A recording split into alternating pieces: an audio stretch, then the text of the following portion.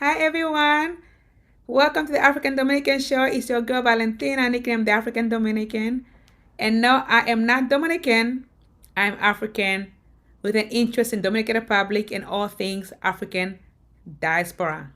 On today's show, we are talking about why Dominican Republic is such a special country to the African diaspora. With that said, listen to this interesting fact about the Dominican Republic. The Atlantic slave trade began in the very early 1500s, where Africans were taken from Africa by force to come and work in the plantations in the Americas. And Santo Domingo, which is present-day Dominican Republic, was the first place to transport African slaves in the Americas. The dying of the indigenous people like the Taínos on the island caused the Spanish to quickly grant permission from Spain to use African slaves to work the plantations in the Dominican Republic and the rest of the Americas. That's a very crucial fact about why Dominican Republic is part of the African diaspora country, because it is the first home of the African slaves in the Americas. And just to be clear, when I say that Dominican Republic is an African diaspora country, I do not mean that it's not a Hispanic or Latino country either. It's both.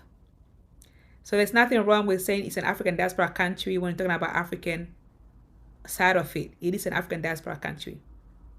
But it's also a Latino and Hispanic country.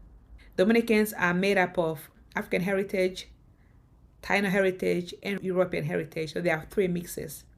And when I talk about the African side of the Dominican Republic, I'm not discounting the other mixes. I'm only focused on the African side because I'm an African. And on this channel, we focus on the African diaspora.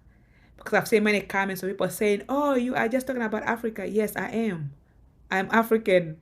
And this is an African diaspora channel. So we talk about all things Africa here, including the side of Dominican Republic that's African. But I'm not discounting other parts of Dominican Republic like Taino. I'm sure there are other people talking about those aspects, but my focus is Africa on this channel and the African diaspora. So I just want to make that clear, and I'm not discounting the other mixes at all. I'm not doing that. I'm just focused on the African side. That's talked about less, actually. So that's what I'm here for, representing Africa. I'm going to share with you a few things that make Dominican Republic special and why it is considered an African diaspora country. Number one, Dominican Republic is the first country in the Americas where Black people were taken to as slaves.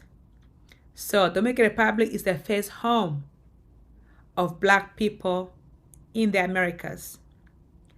Let me say that again. Dominican Republic is the first home of Africans in the Americas. And that is one of the reasons why Dominican Republic is special to the African diaspora. It's the first home of Black people, Africans, in the Americas. This is also why Dominican Republic is considered to be an African diaspora country, because African slaves were taken there. Slavery was in the Dominican Republic as well. Any country where Africans were taken to as slaves is considered an African diaspora country. I know some Dominicans don't like to hear this, but it is a fact that Dominican Republic is indeed an African diaspora country. Number two, the first slave revolt took place in the Dominican Republic. It was led by a guy named Sebastian Lemba.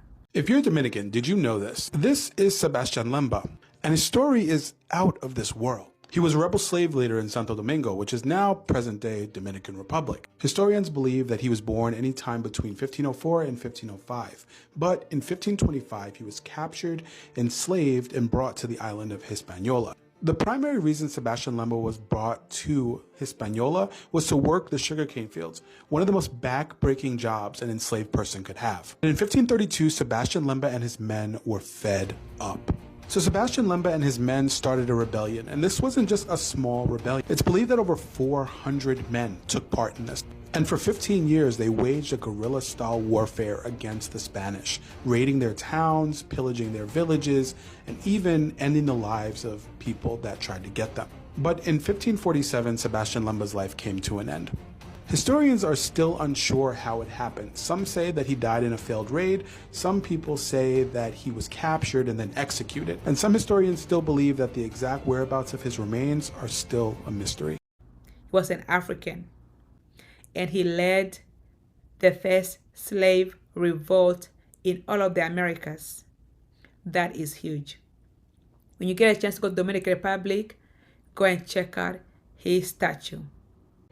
Sebastian Lemba was born between 1504 and 1505. Sebastian Lemba died on September 25, 1547. To learn more about Sebastian Lemba, an African national hero of the Dominican Republic, I recommend that you research him. He also has his statue in the Dominican Republic. But he's a national hero. He was an African slave, and he led the first slave revolt in the Americas. That's worth knowing. It's a big deal, and this guy deserves a big honor. I don't know why his statue is not in Santo Domingo, but it's somewhere. I hope to visit it one day. Another interesting fact about the Dominican Republic, it's an African diaspora country, is that a black woman who's Dominican built the first hospital in the Dominican Republic. The hospital is known as Hospital San Nicolas de Bari and is located in Santo Domingo, Dominican Republic. A black woman established the first hospital in the Americas. Around 1497, a black woman in the early village of Santo Domingo, possibly a free person, established the first hospital-like healing site of the colonial Americas at her own house. The hospital, San Nicolas de Bari, is a preserved hospital ruin, and it was recognized by the UNESCO for being the oldest hospital built in the Americas. Construction began in 1503 in the Dominican Republic at the behest of the governor and namesake of the hospital, Nicolas de Ovando. The hospital San Nicolas de Bari was constructed on the site of the original La Negro del Hospital. In October 1695, the Archbishop of Santo Domingo wrote back to Madrid by royal order, confirming the origin of the hospital was a home-based care center belonging to a pious black woman who housed, cared for, and treated poor people. But little is known about her because her influence to the hospital was silenced for obvious reasons. But that's another interesting fact, that indeed a black woman who's Dominican built the first hospital in the Dominican Republic. But too bad we don't really know much about her because history erased her influence. But we do know a little bit. Another interesting fact is that the Dominican Republic culture is predominantly African. If you look at Dominicans and Africans, they behave pretty much the same. I'm African. Trust me, I know. I've been to Dominican Republic many times. I've been around Dominicans many times. And when I'm around them, I feel like I'm around my own people because their mannerisms, their way of life is pretty much the same. Even the food that Dominicans eat is similar. Dominican food names like mofongo, mondongo, mango, those are all African sounding names.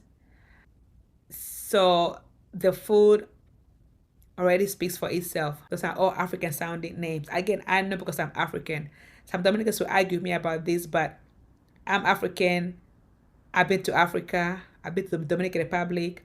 I've been around Dominicans for a long time, and I've been around Africans for a long time. So I know both people really, really well. So if you're going to argue with me, please tell me that you've been around Africans as much as you've been around Dominicans, because I have, and I know what I'm talking about. And I know African things, and I also know Dominican things, but the culture is very similar. It's very African. And even when it comes to the music too, and the dancing, Dominican music and dancing, it has African rhythms.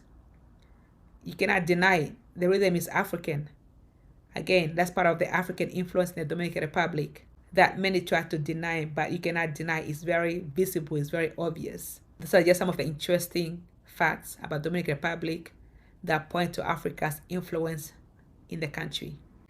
And I think that's all I have for now. Is there any other interesting Africa-related facts when it comes to Dominican Republic that I may have left out?